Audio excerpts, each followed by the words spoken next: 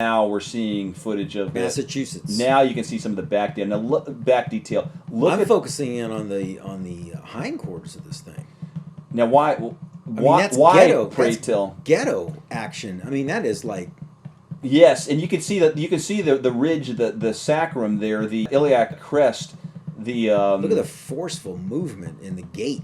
Yeah, and you can see the trapezius muscles. Crazy. You know, in a previous episode, we were talking about Italian cinema, and we were talking about some of the music in Italian cinema. Yes. And, you know, the Clint Eastwood movies, my God, that's legendary. We're relating this to Bigfoot because of the cannibal movies and some of the other movies. Yeah, I agree. The Ennio Morricone, yes, that is so inventive, and it still to this day stands out. Totally. Nobody's doing stuff like that.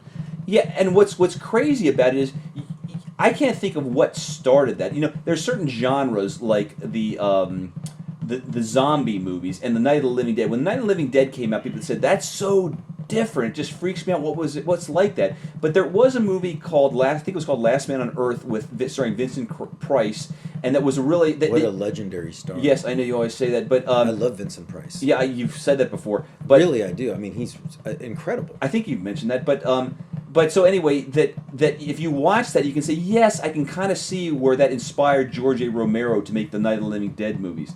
But when I have no idea where Ennio Morricone came was up, inspired with his music. No, with his Good, Bad, and the Ugly, and his Fistful of Dollars, and for a few dollars more. And the most popular that is Fistful of, is Good, and Bad, and the Ugly. But it's so out there, and I'm really having it's eerie.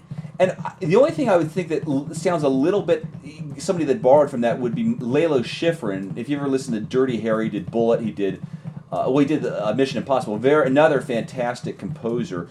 And the two of my most favorite composers, Ennio Morricone and Lalo Schifrin. But he added some of that into, like, the singing in the background in Dirty Harry. Like, right, okay. Yeah, that's pretty good. Yeah, it is wild. It makes it's eerie. It gets to you. And see, that's what you don't... It makes you nervous when you're watching. Yes.